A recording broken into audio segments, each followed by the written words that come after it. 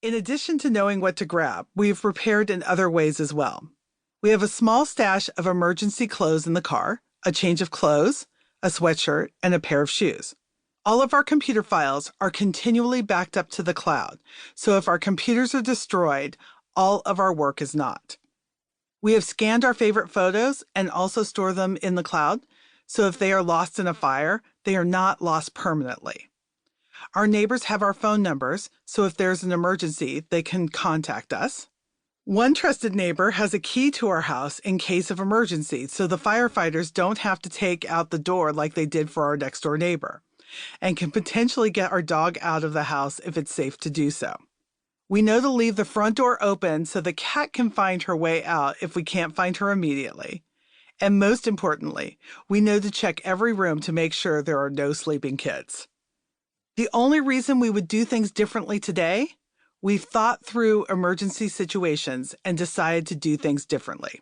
For us, it took that one emergency to wake us up to the fact that we needed to be better prepared for unforeseen circumstances, emergencies we couldn't even imagine. We came out of our emergency relatively unscathed, but I had been through many other trying circumstances before the fire that pointed to my need to be better prepared. The gas shortage of the 1970s, my dad's long-term unemployment while I was growing up, the '89 earthquake in Northern California, being completely broke while living in Uji, Japan and having to go to the hospital, being snowed in at a cabin for a week with 2 little kids and no car, my first husband's long-term job loss, going through a divorce and being unemployed, being in a massive blackout that lasted for days while traveling, being caught in a surprise snowstorm in Colorado.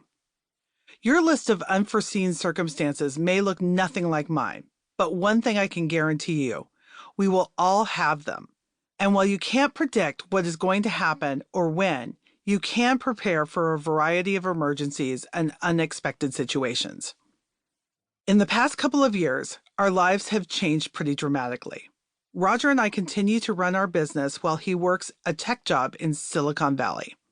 In addition to all of the regular chaos in our lives, we have purchased a home in the mountains of Northern California, where we live in the summer and winter.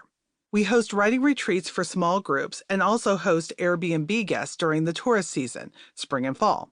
While we are living in the mountains, we rent out our house in San Jose on Airbnb. If you want to know just how unprepared you are, do 2 things. Live in the mountains and rent your house out to other people. While Roger and I had worked very hard to get ready for anything, we have had to rediscover how much we didn't know about being prepared, especially here in the mountains, and really work on our skills. To say that living prepared is a whole different way of life for us is truly an understatement. Now, you need to know something about me. For decades, I actively resisted preparing for the unknown. I told myself that it was better to just trust God for any situation that came along. But after years of not preparing and paying the price financially, emotionally, and physically in small crises and large emergencies alike, I realized that my attitude was less about trusting God and more about feeling completely overwhelmed. I was overwhelmed by the different disasters that could befall us.